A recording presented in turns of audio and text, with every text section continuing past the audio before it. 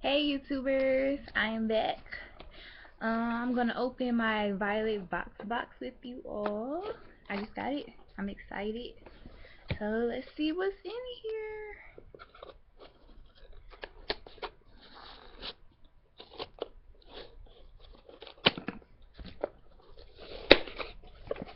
Okay, opening.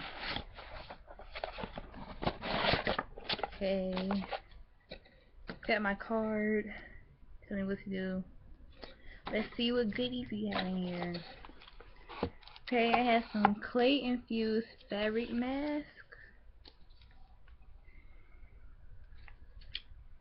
Ooh, looks nice. And let's see, I have a dark chocolate cherry soy joy bar. And the Sally Hansen triple shine nail polish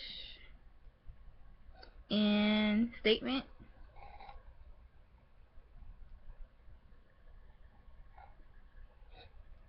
You see this pretty color? It's a nice green. And I have Not Your Mother's Clean Freak refreshing dry shampoo. And let's see. Ooh, I have the Goody Ouchless head wrap. See, it's reversible too. It's good. It just has to be my favorite color, pink and black.